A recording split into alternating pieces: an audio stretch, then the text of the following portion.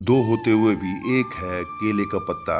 यानी श्री राम और श्री हनुमान की अनोखी कहानी। भगवान राम और हनुमान जी का संबंध अनोखा है। दोनों का प्रेम अटूट है। यानी राम और बजरंग बली के दो शरीर होते हुए भी आत्मा एक है। इसके बारे में एक दिलचस्प कथा कही जाती है। भगवान श्री राम जब रावण को सेना सहित पराजित करके सीता जी को लेकर वापस अयोध्या पहुंचे, जहां उनके लौटने की खुशी में एक बड़ी भोज का आयोजन हुआ। वानर सेना के सभी लोग भी आमंत्रित थे, लेकिन वे सभी आखिर तो जंगल में रहने वाले वानर ही थे। उन्हें सामान्य सामाजिक नियमों की पहचान नहीं थी। इसीलिए वानर राज सुग्रीव जी ने जब उन सबको खूब समझाया, उन्होंने कहा, देखो, यहाँ हम मेहमान हैं और अयोध्या के लोग हमारे मेजबान। तुम सब यहाँ खूब अच्छी तरह शिष्टाचार के साथ पेश आना, जिससे कि हम वानर जाति वालों को लोग शिष्टाचार विहीन ना समझे। इस बात का ध्यान विशेष रखना। सभी वानरों ने अपने राजा की बात मानी और अपने समाज का मान रखने के लिए तत्पर हुए। तभी एक वानर आगे आया और हाथ जोड़कर वानरराज सुग्रीव से कहने लगा, प्रभु, हम प्रयास तो करेंगे कि अपना आचार व्यवहार अच्छा रखें, किंतु हम ठहरे बंदर, कहीं भूल चूक भी तो हो सकती है।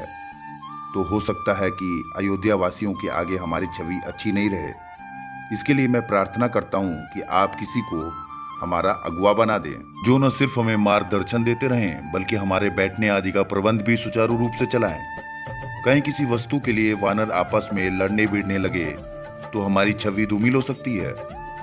उस बुद्धिमान वानर की बात सुनकर वानरों में सबसे ज्ञानी और श्री राम के सर्वप्रिय तो हनुमान को सभी लोगों ने अगुवा बना दिया।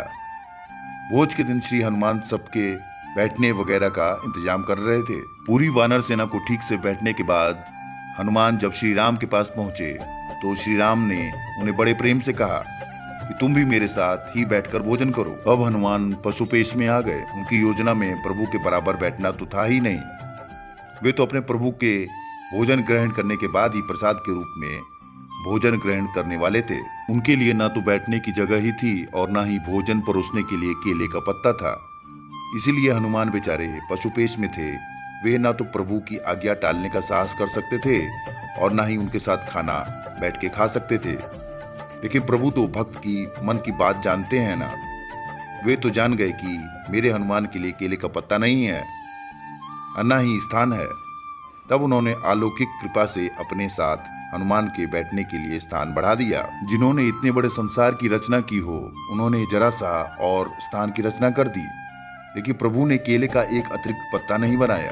इसके बजाय भगवान ने कहा, हे मेरे प्रिय, अति प्रिय, छोटे भाई और पुत्र की तरह दुलारे हनुमान, तुम मेरे साथ ही मेरे केले के पत्ते पर भोजन करो, क्योंकि भक्त और हनुमान एक ही है। कोई हनुमान को भी पूजे तो मुझे ही प्राप्त करेगा। भगवान का यही कथन अद्वैत का मूल दर्शन है। इस पर श्री हनुमान जी बोले, हे प्रभु, आप मुझे कितने ही अपने बराबर बताएं, मैं कभी आप नहीं होऊंगा, ना तो कभी हो सकता हूँ और ना ही होने की अभिलाषा है। यह है द्वैत, यानी जीव और ब्रह्मा के बीच की मर्यादा। मैं सदा सर्वदा मैं आपका सेवक हूँ और रहूंगा। आपके चरणों में ही मेरा स्थान था और रहेगा। मैं आपके साथ खाना खा ही नहीं सकता।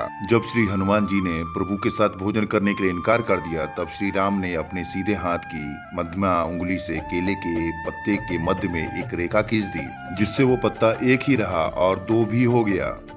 एक भाग में प्रभु ने भोजन किया और दूसरे अर्घ में हनुमान जी को भोजन कराया। अर्थात जीवात्मा और परमात्मा के एक ही अद्वैत दोनों के चिन्ह के रूप में केले के पत्ते आज भी एक होते हुए भी दो हैं और दो होते हुए भी एक हैं, यानी द्वैत में अद्वैत।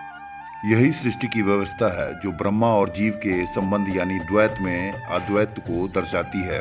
से समझ लिया तो जीवन का उद्धार तय है। इसका मूर्त प्रतीक केले का पत्ता है। दो होते हुए भी एक है केले का पत्ता। यह अद्भुत श्री राम की और श्री हनुमान जी की कहानी आपको कैसी लगी? कमेंट बॉक्स में अपनी राय जरूर दें। इसी तरह की और बेहतरीन कहानियों के लिए हमारे चैनल को सब्सक्राइब और हमारे इस वीडियो को लाइक जरूर करें। मिलते हैं किसी दूसरे बेहतरीन कहानी में। तब तक के लिए धन्यवाद। आपका प्यार, आपका आशीर्वाद, आपका आभार।